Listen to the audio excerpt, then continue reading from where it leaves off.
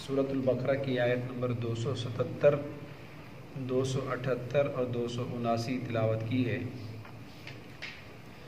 اللہ پاک ارشاد فرماتے ہیں ان الذین آمنوا وعملوا الصالحات، بے شک وہ لوگ جو ایمان لائے اور انہوں نے عمل صالح کیے، واقاموا الصلاۃ وآتوا الزکاۃ، اور انہوں نے نماز قائم کی اور زکوٰۃ ادا کی، لہم اجرہم عند ربہم، تو ان کے لیے ان کا اجر ہوگا ان کے رب کے ہاں، ولا خوف علیہم ولا هم یحزنون، روز محشر نہ تو ان پر کوئی خوف ہوگا نہ ہی وہ لوگ غمگین ہوں گے۔ یا ایھا الذین آمنوا اتقوا اللہ وذروا ما بقی من الربا، اے ایمان والو اللہ سے ڈرو اور سود کے بقایا جات چھوڑ دو، ان کنتم مؤمنین، اگر تم سچے مومن ہو، فإن لم تفعلوا فأذنوا بحرب من اللہ، بس اگر تم نہیں چھوڑتے تو پھر اللہ اور اس کے رسول کے ساتھ جنگ کے لیے تیار ہو جاؤ۔ وَإِن تُبْتُمْ فَلَكُمْ رُؤُوسُ أَمْوَالِكُمْ، اور اگر تم توبہ کر لیتے ہو تو بس تمہارے لیے تمہارے اصل مال ہوں گے، نہ تو تم ظلم کرو کسی پر، وَلَا تُظْلَمُونَ، اور نہ ہی تم پر ظلم کیا جائے گا۔ گزشتہ آیات میں سود کی حرمت اور سود خور آدمی کی دنیا اور آخرت میں ذلت اور رسوائی اور اس کی خواری کا ذکر ہوا تھا کہ سود خور آدمی جب اپنی قبر سے اٹھے گا تو وہ مخبوط الحواس ہوگا، حواس اس نے کھوئے ہوئے ہوں گے۔ اب قرآن مجید اپنے عام اسلوب کے مطابق یہاں سے ان لوگوں کا ذکر فرما رہا ہے کہ جو ایمان کے ساتھ عمل صالح کے بھی پابند ہیں، زکوٰۃ بھی دیتے ہیں اور نماز بھی قائم کرتے ہیں۔ قرآن مجید کا ایک دستور ہے کہ جب پہلے گناہگاروں کا ذکر کرتا ہے یا اہل نار دوزخیوں کا ذکر ہوتا ہے تو اس کے فوراً بعد نیک لوگوں کا بھی ذکر کرتا ہے اور جنتیوں کا تذکرہ ہوتا ہے۔ تو سود خور آدمی چونکہ وہ اللہ تعالیٰ کا نافرمان ہے، اللہ کا باغی ہے، تو اس کی سزا ذکر کرنے کے بعد فرمایا اس کے برخلاف جو ایمان والے ہیں، جنہوں نے عمل صالح کیے ہیں، وَأَقَامُوا الصَّلَاةَ وَآتُوا الزَّكَاةَ، انہوں نے نمازیں قائم کی ہیں، زکاتیں ادا کی ہیں اپنی، تو ان کے لیے ان کے رب کے ہاں بڑا اجر ہے۔ وَلَا خَوْفٌ عَلَيْهِمْ وَلَا هُمْ يَحْزَنُونَ، اور ایمان، عمل صالح، نماز اور زکوٰۃ کی وجہ سے قیامت کے دن ان کے اوپر کوئی خوف نہیں ہوگا، وَلَا هُمْ يَحْزَنُونَ، نہ ہی یہ لوگ غمگین ہوں گے۔ آگے فرمایا یا ایھا الذین آمنوا اتقوا اللہ، اے ایمان والو اللہ تعالیٰ سے ڈرو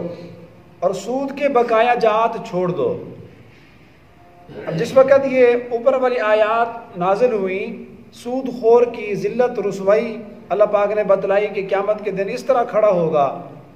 تو تمام مسلمان جو تھے وہ سود سے باز آ گئے۔ عرب جہاں کوئی کاروبار سود کے بغیر ہوتا ہی نہیں تھا، ہر بندے نے سودی کاروبار کیا ہوا تھا، جیسا کہ آج کل سود کا جال بچھا ہوا ہے، اس وقت بھی یہی حالات تھے۔ تو مسلمان تو اوپر والی جو آیات گزری ہیں کہ الا کما یقوم الذی یتخبطہ الشیطان من المس، تو مسلمان بعض آگے انہوں نے یہ کاروبار چھوڑ دیے، لیکن بعض قبائل ایسے تھے، کچھ لوگ ایسے تھے جن کے ایک دوسرے کے ساتھ معاملات تھے، ایک دوسرے کے ساتھ لین دین تھے، کسی نے کچھ پیسے لینے تھے کسی نے دینے تھے، جیسا کہ دو بڑے قبیلے بنو ثقیف اور بنو مخزوم، ان کے بھی آپس میں بڑے سودی کاروبار تھے، بزنس تھا ان کا، آپس میں تجارت کرتے تھے۔ تو بنی ثقیف والوں نے بنو مخزوم والوں سے پیسے لینے تھے، کوئی ان کا معاملات تھا سودی، اور بعد میں بنو مخزوم والے مسلمان ہو گئے۔ اب بنی ثقیف نے جب مطالبہ کیا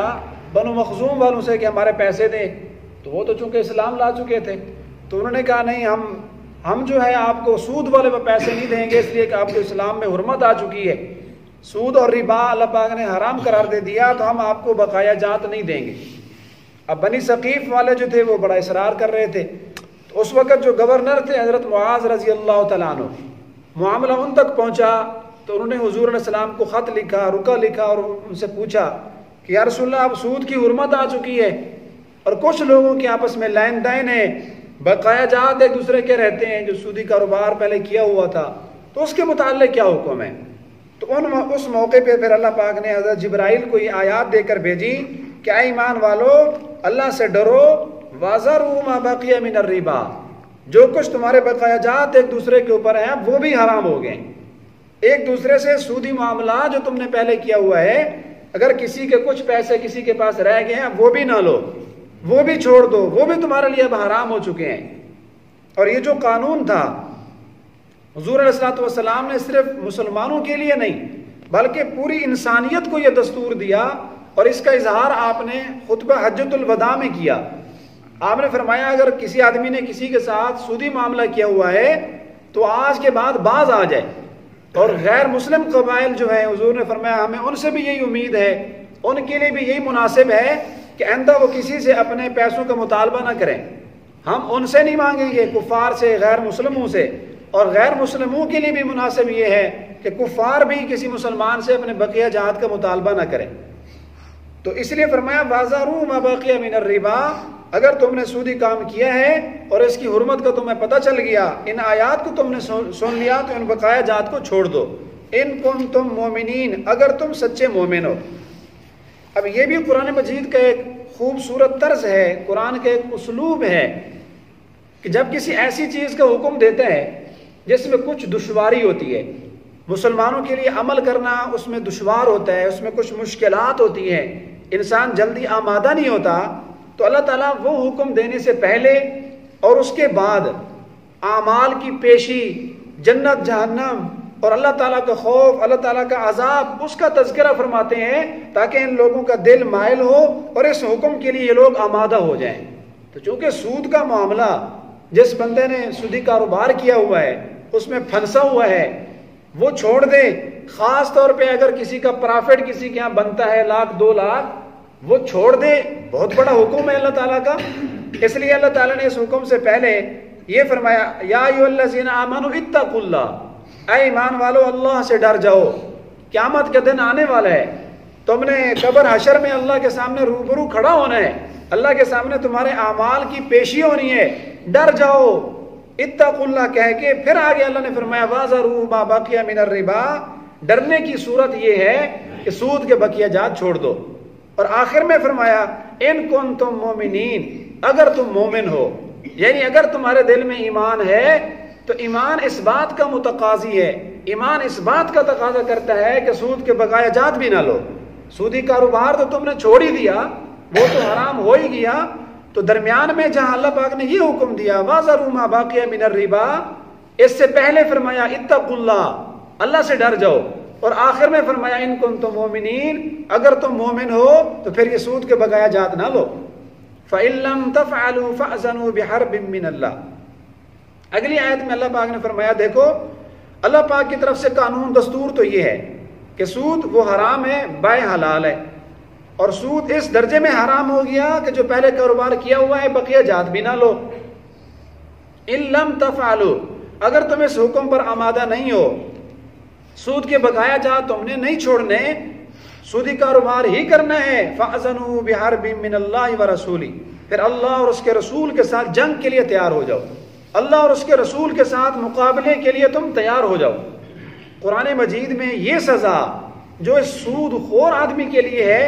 کفر کے علاوہ بڑے سے بڑے گناہ کی سزا یہ نہیں ہے کہ اللہ اور رسول کے ساتھ جنگ کے لیے تیار ہو جاؤ۔ کفر اور سود یہ دو واحد ایسے دو گناہ ہیں کہ جن کی سزا اللہ پاک نے یہ ذکر کی ہے فَأْذَنُوا بِحَرْبٍ مِّنَ اللَّهِ وَرَسُولِهِ، آؤ پھر اللہ اور اس کے رسول کے ساتھ جنگ کرو۔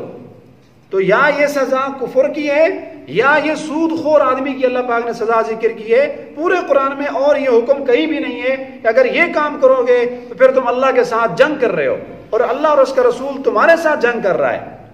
اب اللہ اور اس کے رسول کے ساتھ جنگ کا مطلب جیسے دنیا میں ایک ظاہری طور پہ جنگ ہوتا ہے، قتل و قتال، لڑائی، یہ مطلب تو نہیں ہے۔ اللہ تعالیٰ کے ساتھ لڑائی کا مطلب یہ ہے کہ اگر تم واقعی سودی کاروبار کرتے ہو اللہ کو ناراض کر کے،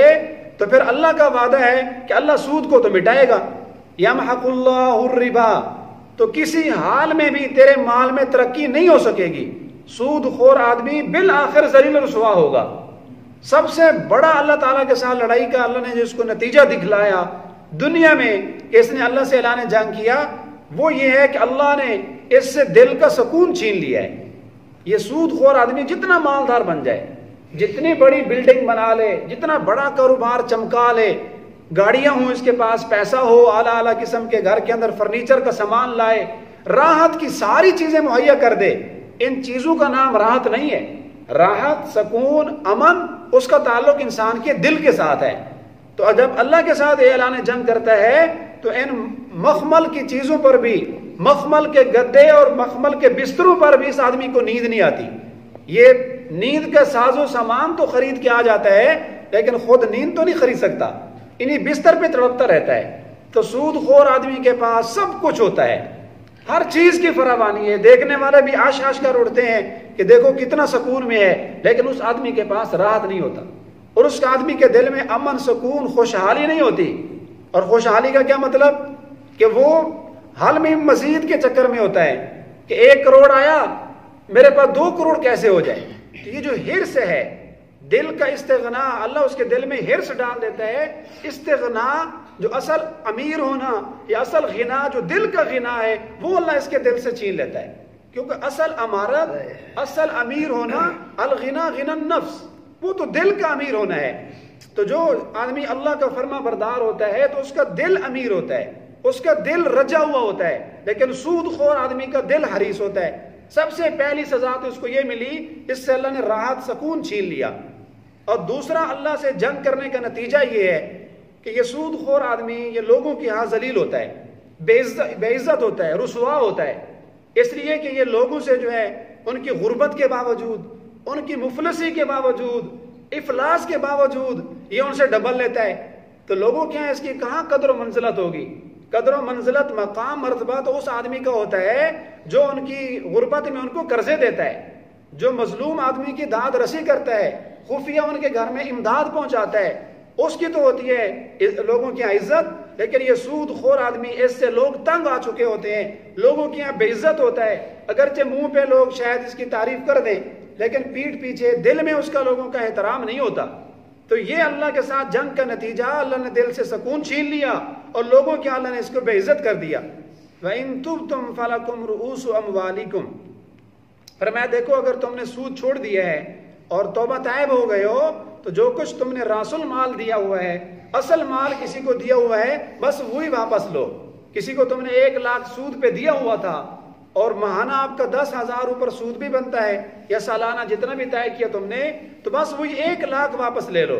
اوپر جتنا بھی سود بنتا ہے وہ تمہارے لیے حلال نہیں ہے۔ تو راس المال تو اپنا لے سکتے ہو، اصل مال، لیکن اوپر والا زائد چھوڑ دو۔ لا تظلمون ولا تظلمون، نہ تو تم کسی پر ظلم کرو، یعنی راس المال کے علاوہ اوپر سود کا مطالبہ کر کے، ولا تظلمون، نہ ہی تمہارے اوپر ظلم کیا جائے گا کہ اسلام آنے کے بعد، سود کا حکم آنے کے بعد راس المال تم سے نہیں چھینا جائے گا، وہ تمہارا حق ہے، وہ تم واپس لے لو۔ تو تمہارے اوپر یہ ظلم نہیں کیا جائے گا کہ راس المال بھی تم نہ لو، کہ کسی کو اصل مال دیا ہوا ہے وہ لینا بھی حلال نہ ہو، نہیں، ایسا نہیں ہے۔ اصل مال واپس لے لو اور مزید کسی پر ظلم نہ کرو، اس سے سود جو ہے، اس سے اوپر والا سود وہ نہ لو۔ اللہ تبارک و تعالیٰ سے دعا ہے کہ اللہ تعالیٰ ہمیں حلال کاروبار کرنے، صحیح معیشت اور صحیح تجارت کرنے کی توفیق عطا فرمائے۔